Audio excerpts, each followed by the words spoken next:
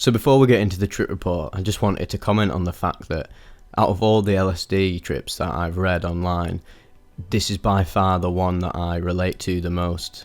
I had a profoundly similar experience running through Manchester naked on the Curry Mile, having experiences of ego death and psychosis, screaming at people in the streets, and the user in this trip report also experiences more or less the same thing.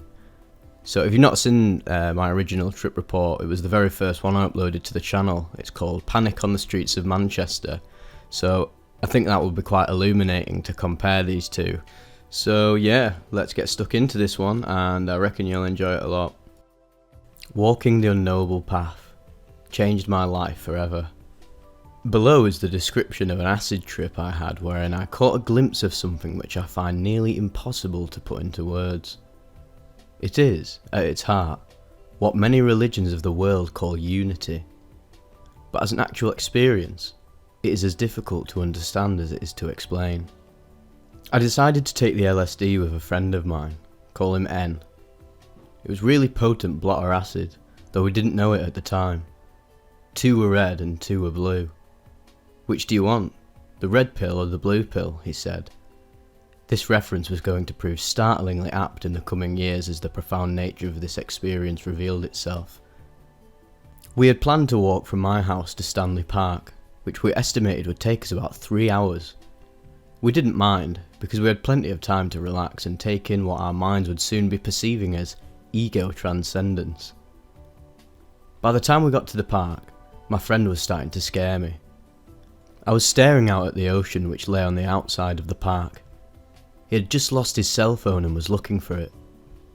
For whatever reason, he thought that I was judging him for owning a cell phone. I had just returned from a trip to a remote part of Africa and had been exuding a lot of judgment about the materialistic nature of North American culture. Just like, whatever judgments you have about Western culture or society, just keep it to yourself, okay? His tone was startling and hateful. His anger started to scare me. So instead of parting ways with him, I played the part of a scared child and started following him. He was also angered by this and started yelling at me. "I'm not your dad. You think that you know better than me, but I know things that you don't know." This was around the point where I lost all reality and had my psychosis. Everything gets a little hazy around this point, but I can roughly summarise it and explain it in a way which will make some amount of sense. And even if it doesn't make sense to you, that's okay. I felt like I was going to die. My mind felt as though it had electricity and white light running through it. I had collapsed on the grass and had become completely and totally incapacitated. I felt as though I had just been run over by a cement truck and had its contents piled on top of me for about 1,000 years. I kept asking N, "Am I going to die?" "You're not going to die." I probably asked him this about 100 times, although the event is too far gone by this point to hazard an estimate. Life was like it had always been, only all of the events, feelings and sensations were amplified by the hundreds. I felt as though I was just barely existing as a ghost in this world. All of reality was falling away from me. This was happening 30 metres away from a playground, where children were playing with their parents. It is always impossible to know what is really going on inside someone else. But for whatever reason, that day, I felt as though I was able to transcend this state. I could see my friend as he really was. He was laughing at me in my state of pain, and I saw that he was not my friend, but an egotistical prick. By the time that my dad showed up, I was still in bonkers mode.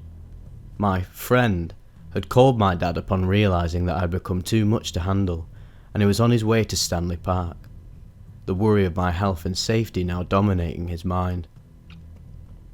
When he showed up, I was still asking, "Am I going to die?" And he had to console me with, "You're not going to die," over and over again as he carried me over to his car and grabbed the backpack which I had brought with me. My dad started the car and began to drive off towards our house. My anger for having been brought away soon became apparent as I started yelling at the people outside the window, "You stupid motherfuckers!" I yelled without any self-consciousness. All of my anger from all of the bullying and abuse I had suffered in high school and beyond could no longer be hidden. Yes, it was the bullying and stupid social pressure and bullshit, but it was more than that too. It was something which I couldn't identify. See, this is what happens when we are in an egoless state. All of the energy that we usually put into presenting whatever image we think is most pleasing to the world around us goes out the window. And what we are left with is our raw emotional state. It isn't the most pretty sight in the world, but at least it is truthful. There is a beauty in it. And I had to own it all. All of my choices which had culminated in my near-death experience that day were all my own to bear. Nobody had forced me into my own grave. I had tended the land and dug the hole. But by the time we had arrived back at my neighbourhood, I could see my entire life flash before my eyes. And for the first time in about 10 years, I felt hopeful.